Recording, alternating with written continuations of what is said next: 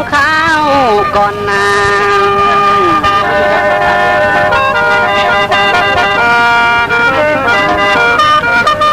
คอยสิทำข้าวด้านสิทำข้าวทางข้าวก่อนใดทำข้าวห้องทางเก่าเมืองลาวมีจักป้องบานา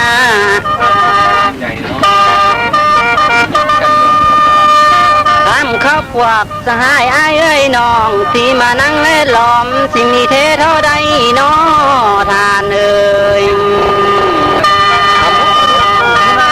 ไปทางพร้อมกันตีตานฟุ้งมานทั่วทุกบ้อนทานเอ้ยไปก็ยังให้โหดทอนสบายพร้อมคู่สู้คนอยู่บ่ทานเอ้ย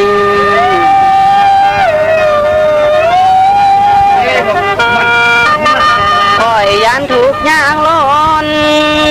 ฝนผ่านานั่งหน้าทานเอ้ยคอยนี่ห่วงนำดวงสายตาที่อยู่ในแนวหน้าพุ่นแล้ว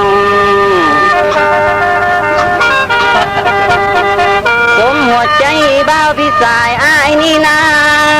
ขานาซาสาดีกว่าได้เนื้อ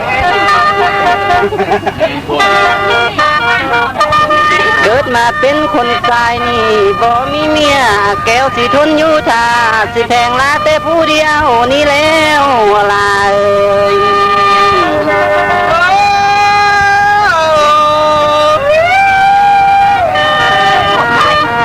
ขันแม่นท่านแถมเสื้อแสงสาดจักรพรรดินานา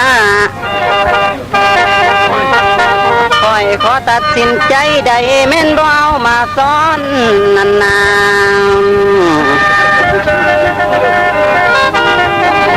แสนนาวอนใจคอยฟุ้งมานที่มาคมทานเอ้ยหลายสิบปีกว่าแล้วได้เป็นคอยมาหมู่มานน้อทานเอ้ยสภาพการเป็นดังนั้นแสนมันยังหนักหนาบ่นอขอให้พักนำพาเด้อทหารลาวติดตามขับไล่พวกศัตรูนั่นเด้อส่วนว่าแก้วหน้าไทยให้น้องอยู่แนวหลังใดบ่าวพิสัยขอทอกเทกำลังสิงแห่งห่มเต้าดองนา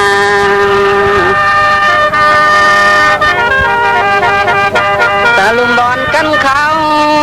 ทำงานหมดทุกอย่างทานเอ้ย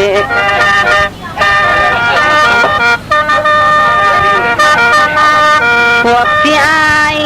สายทหารนี่คันอาสาก่อสร้างทางน้องบอยเครื่องดอกนาน้องนา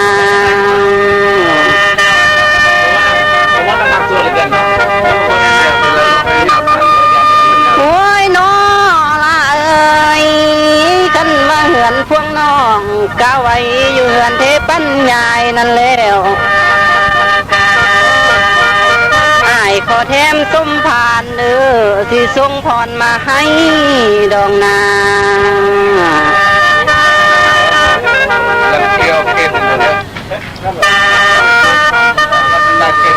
ขอให้มีใจผ่าแผ่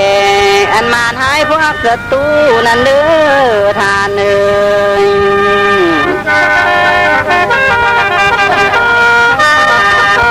โอ้ยน้อ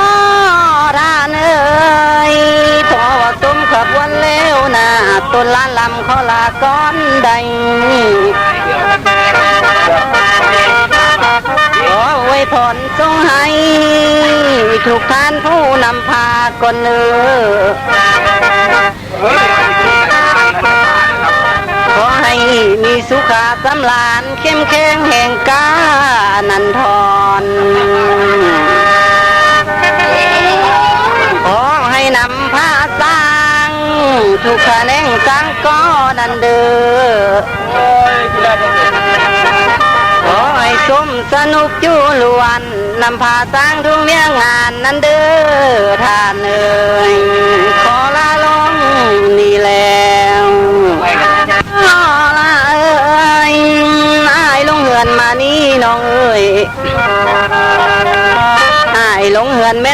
ญาณได้น้องเอ๋ยบ่าวพี่สายลงเหือนมานี่สายลงสารแม่นบัดฟ้าวอายก็มาฟ้าวบ่ทันได้ข่าวถามน้องแล้วลาเอ๋ยโอ้ยน้อลาเอ๋ยลาอายอยากถามข่าวน้องหน้าสาวคำนางเอ๋ย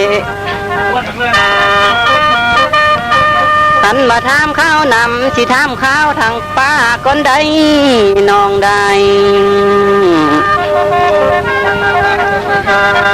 บ่าวพี่สายสิถามข้าวหนาน้องนาสิถามข้าวทางเขาน้องใด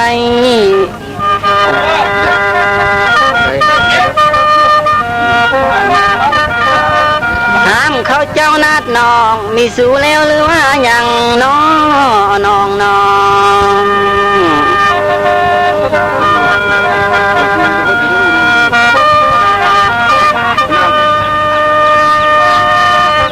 โอ้ยน้อละเอ้ยลาง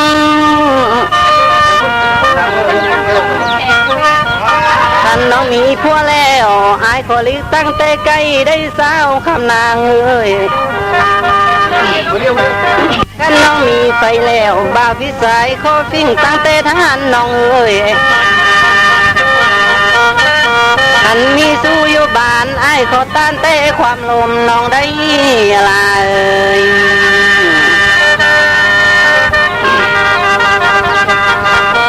โอ้ยน้องเอ้ยน้องผู้งามนั้นน้องเอ้ย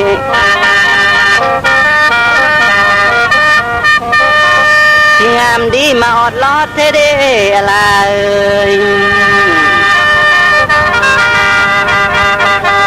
ขันน้องงามดอกไม้บ่มีได้อยู่ดนดอกนาน้องนา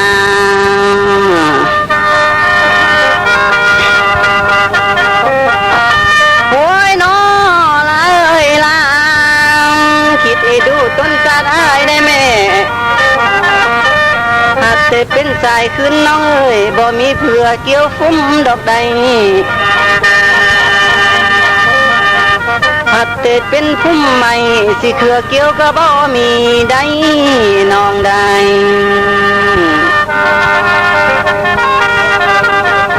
คันว่าเขือบุญเกี่ยวสิเขือบุญก็เล่าไม้ได้คันว่าเขือไว้เกี่ยวเขือไว้ก็เล่าลอดนั่นแล้ว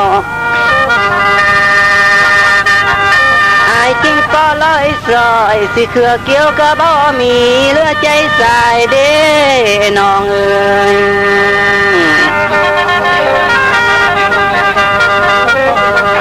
โอ้ยน้อละเอ้ยว่าเป็นจังสิอายสิกันใจลมสิเตมือยังแดงคนใดคำแพงเอ้ยหูว่าเป็นจังสิอายสิแทงคอตายแต่เมื่อข่าวยังน้อยพุ่นแล้วอายสิกันใจหมอยแต่เมื่อคอยเกิดมาพุ่นน้าน้องนาว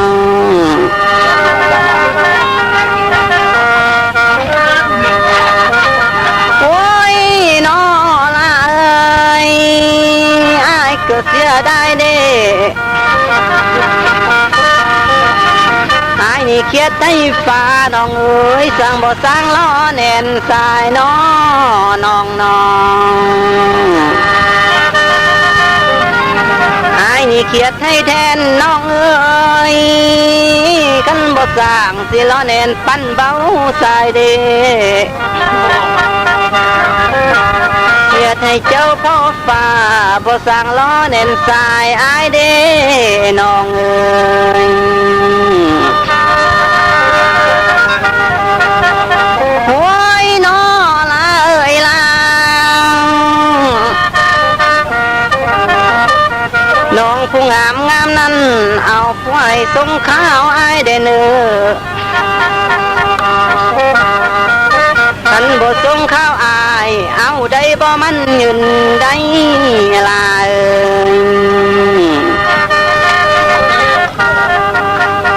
น้องเอาผัวก้อนอายน้องเอ้ยคันน้องแต่งดองสินให้ฟังมานำกาสะแม่สาวคำนางเอ้ยสาวคำนางคันน้องแต่งดองป้าเอ้ยให้ฟังมานำกางนั่นเอ้ยคันน้องแต่งดองสร้างไอ้ข้อทำข้าววังงาดอกนาน้องนาง